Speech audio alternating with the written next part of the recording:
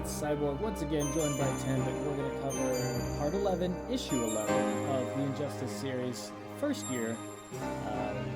Still in the first year, and like I said, Issue 11 of the entire series that we're covering of the first was a season series of Injustice. So we're leading up to the second Injustice Games comic, so we're kind of going through them all day by day. So if you haven't seen the previous videos, definitely go check those out. We did the first 10. We're doing a new one each day until we go through them all.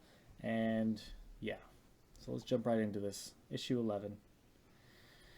All right, so what I have here for my notes is we start out with Harley kind of being the therapist for Lobo, which is kind of funny in itself. Yeah, that's a good pairing. fit. That's a good match. Very odd pairing in the sense that, I mean, it makes sense that Harley would be a therapist because that's where she came from, but the idea that the crazy of Harley's trying to be the therapist for the crazy of Lobo is just, it's a funny matchup. So there's all sorts of craziness going on in Lobo's head, and she's trying to get to the bottom of it. And then it ends up with, we flash forward to how this all got set up, so we kind of do a flashback, I guess. And it leads with Lobo interacting with Superman. He's going to challenge Superman basically to a fight. And then Superman asserts his dominance. He basically threatens to throw him into the sun and says you can't really regenerate from, even a drop of blood if you're thrown into the sun, because there would be no blood to regenerate from. So that's enough to put Lobo in his place. The main man then decides, okay, I'll listen to what you have to say here. Well, anyways, Superman actually hires him to go find Harley, and in return, Lobo wants one of the super pills that they are making. He wants it up front, so he gets that. But Lex and Superman aren't even sure if it's even going to have any effect on Lobo, since he already has incredible superpowers. It's mainly for those who don't have superpowers to get them to that level. So they're not really sure if it's even going to matter. So Lobo takes the offer, and goes and finds Harley. Finds her in the sewers. She's hiding out, still hiding away from Superman to avoid probably dying along with the Joker, because she did play a part in all of that back when Lois was killed and the baby was killed.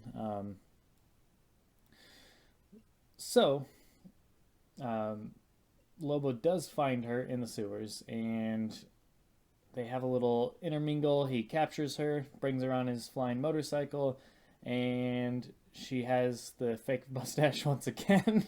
and it's actually different this time. He asks, what is that? And she says, fake mustache. And then she's going to go into, nobody has to justify a fake mustache. But before she can say it, he says something similar. He just says, I don't remember what it was. I think he says the exact line. He just says, nobody should have to justify a fake mustache, or something to that degree.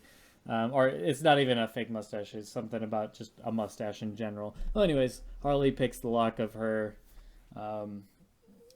handcuffs. There's a lot of callbacks throughout these issues, which is really great. I love callbacks like that. It rewards you for paying attention and catching these little details. So once again, she picks the lock of her handcuffs, takes the super pill as she's asking him what it does. She's just conversing with him, and then as she's talking, hey, what does this do? It's basically Dexter's laboratory. What does this button do? What is this button? So anyways, she's asking him. He's unaware that she's at the time grabbing the pill out. She puts it in her mouth, and he's continually talking, and she's already dropped off the motorcycle by that point. Or wait, that doesn't make any sense. How did she... I'm a little confused because she has. I don't this remember how she falls off. I think what happens is when she hits the building, everyone says, "Are you okay?" And she's like, "This is awesome." And I think it's implied she stole his motorbike after Lobo tried, because she's still a bounty. So Lobo probably tried to get her to very poor effect. Yeah. And then she went over to Green Arrow's cave. Exactly. So she ends up getting control of his motorcycle. She gets away from him, and she crashes the motorcycle into the Arrow cave, as they're still calling it. And funnily enough, she doesn't know how to stop this thing, so she just does like a cool backflip off of it, and we see the bike just crashing and blowing up. So there's that fun moment. She has no idea how to stop it. And then she mentions... Green Arrow, getting all confused here, but Green Arrow essentially mentions once again, how did she find the Arrow Cave? How did she make her way back? and she's saying, you know, you're still calling that stupid thing. Once again, another fun callback with Harley and Green Arrow, and she mentions that it should be called the Quiver. And surprisingly enough, Black Canary's on board with the Quiver. She's not holding a grudge against Harley anymore. I guess she's over that, even though she did say, let's not bring up the time that you were handcuffed here. So there's probably some still tension there, but it's kind of water under the bridge at this point. Um, so there's that fun little interchange between those three just for a split second. And then Lobo comes in and crashes the party, but not so fast, my friend, because Harley, well, first I should say Green Arrow just blasts his eyes out with double arrows. Just arrows right to his eyes, which is, granted, he can regenerate, so it wasn't as impactful, but it was still a cool scene nonetheless to see his eyes just blasted out with arrows. So he just has 2 arrows stuck into his eyes, and Harley just goes crazy, jumps on his shoulders, and then decapitates him and holds his head up in the air, very violent and brutal, quite honestly. And she says, yeah, best team up ever, as she's holding his head up in the air as she's still sitting on his shoulders. Crazy. Just absolutely crazy. There's just so much there that was going on that I'm trying to keep up with all the notes that I wrote. But yeah, it was nuts. Anyway, so, and then we find out that Harley apparently knows Green Arrow's identity. She knows that he's Oliver Queen, but that's kind of mentioned in passing. Oliver, you know, says, "Did you just call me Queen?" Or that was great. I love that. It makes sense that she would know. She's as crazy as she is. She's also still very smart. So it's not really played up very often, but it is still a personality trait of hers, which makes sense, being the therapist that she is. So then we kind of get back to Harley having him captured and doing the rundown with him while he's all, you know, kind of chained up or tied down with the big metal bands all around all of his limbs and his body, etc. And she's just kind of picking his brain a bit, and eventually he decides, okay, you know what? You are a small fry, because she essentially brings that up as well, because he says, you know, no offense, you're a little bit below my level, or however he words it, and she said, no offense taken. Obviously, well, I don't know why she would be bothered by that, but yeah. So she talks him into essentially going after somebody else. So Lobo, being the crazy person that he is, and the egotistical person that he is, which I also appreciated when she mentioned that she knew who he was all along. I didn't mention it earlier during the breakdown, but she acted like she didn't know who he was just to throw him off his game, which is very brilliant on her part as well, because he's a very egotistical person that refers to himself as the main man in third person all the time. But yeah, so she mentions that she did know who he was. She was just throwing him off his game, causing him to be a bit unbalanced. And as I said, she talks him into going after somebody a bit more of a challenge, and he does so, and he breaks out, because he could have done that at any point. He was just having fun with her because he's crazy as well. And he goes after Apocalypse, actually. Or not Apocalypse, Darkseid. I don't know why you call him Apocalypse. He goes to Apocalypse. Yes. Process of association, yes. Yeah. He goes to the X-Men franchise and faces... I'm just kidding. It's beautiful. It's amazing. Yes. No, he goes to Apocalypse to face Darkseid. And I also appreciated that they once again had just a very funny description of Apocalypse. This time, instead of the giant hellish ball, it was Apocalypse, the corrupt hellish home of dark gods. I'm hoping anytime we go to Apocalypse for any reason, it's just like a crazy description going on there. Yeah, no, it'd be fun. They clearly enjoy it. I hope that pattern maintains. And he essentially, yeah, he taps Darkseid on the shoulder, and that's kind of where we leave off and have a little fun with that. But yeah, that was pretty much the rundown of the issue this time. There's a lot to like here, but it also felt more like filler, so to speak. Yeah, you beat me to it. Yeah. So I was a little disappointed. Much. Yeah. I was a little disappointed in terms of I'm still interested in what's happening with Batman and Superman, which is a good thing. It's definitely a good thing that there is that desire to see what happens next in the story. But this was a fun departure, but it was kind of... I felt like maybe it was misplaced. We already had that last chapter coming off of after Martian Manhunter maybe died. We don't know. In the chapter 2 of the last issue we covered, issue 10. So we're not really sure what happened with that. And then chapter 3, we had the fun little flashback with the kid and their whole interaction, him and Superman. So we never really got a follow up on that.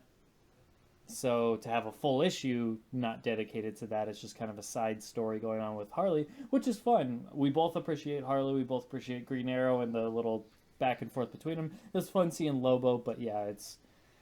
I felt like maybe that would be something better suited for like after we got resolution. Maybe after like a story arc concluded, then we get that. So, yeah. Yeah, well, I don't think they really knew where to put it. I think this is probably a last minute addition, and the original outline. I don't even know if they had future years in the original outline. I think this may have just been maybe a setup for the game, but then if the game came out, it was still very popular, it was Sure. selling well, so they continued it.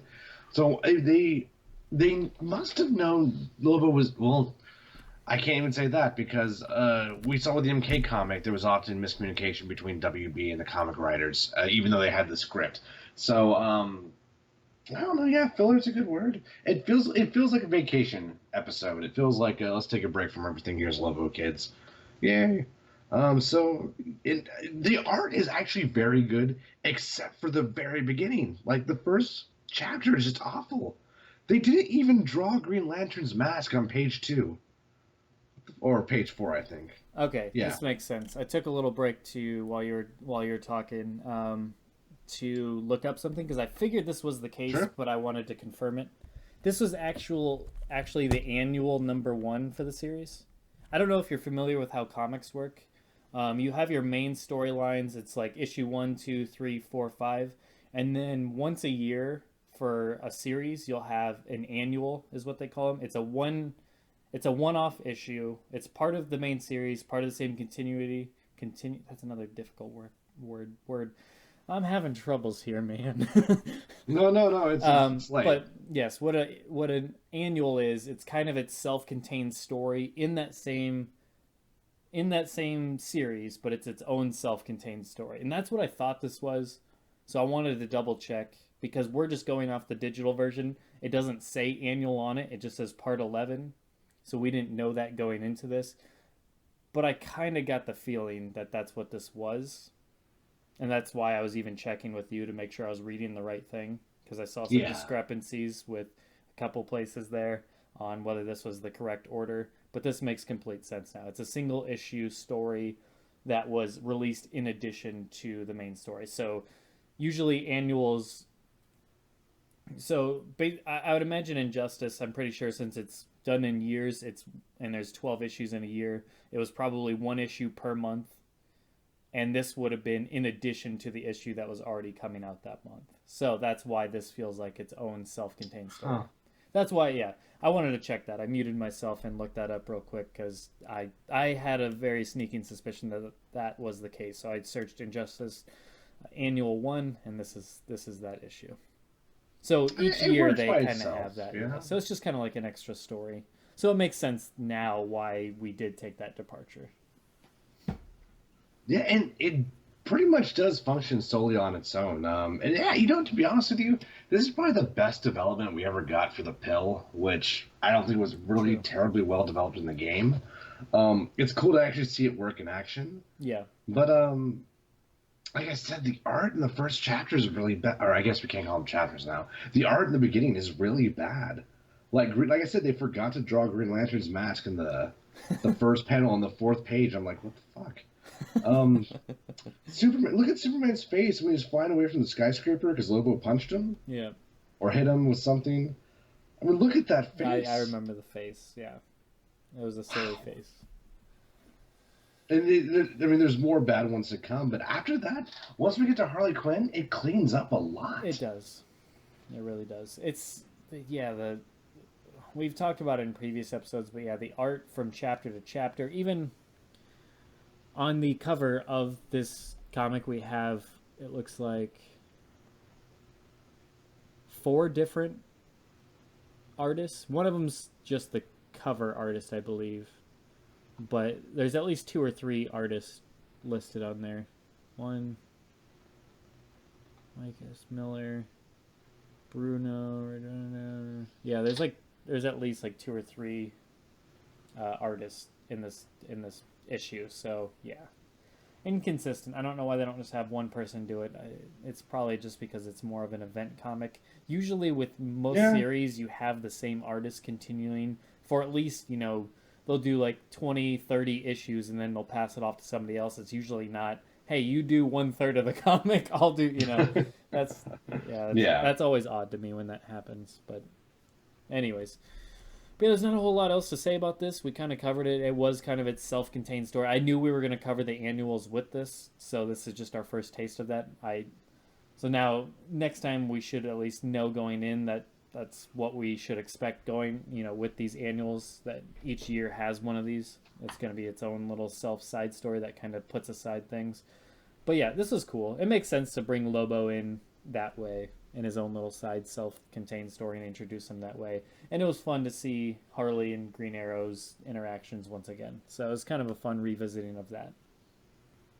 Yeah, no, I like Lobo. Like, I don't know a whole lot about him, but he's a lot of fun. Sure. Yeah. No, I have no problem with Lobo. I'm not like a huge fan of him by any means, but he's a fun character, sure. But yeah, I don't really have much else to cover on. Yeah, that. And it's a very much a fun issue. It's kind of like a roller coaster. You can't really. It did a lot of good for Harley. I'll say that. Yeah, Harley was very interesting in this episode or issue. Yeah, absolutely. What's that, Siri? Siri's joining us for this. Huh. It's been doing that lately. I don't know what's causing that. Maybe like a voice command for some reason is catching it. But yeah, let's wrap up this issue. Not a whole lot here, so it's probably gonna be a little bit shorter of a review for today's issue. But like I said, it's kind of given with the annual nature of it. But yeah, so I'm looking forward to seeing more. We're on the last issues of the. I think we're on the last 2 of the actual. Because each year up until the last one, I believe, has 12 issues. So after this, because you don't count the annual in that, I think we have 2 more issues. So yeah, we're just about finished with the year 1. So we're getting there. And hopefully they wrap it up in a nice little bow and kind of have like a season finale, so to speak, with the issues. But yeah, we'll move on and not belabor this episode any longer and drag it out. So you guys have a good one. We will see you with technically issue 11. This is part 11, but the actual issue 11 would be the next episode because this is considered annual 1. So you guys take care. See you tomorrow. Like and subscribe. Temp, say goodbye. Temp's not going to say goodbye. We'll see you on issue 11. Oh wait, I was on mute. I was muted. My bad. I thought you could hear me. Goodbye. Take care. Sorry.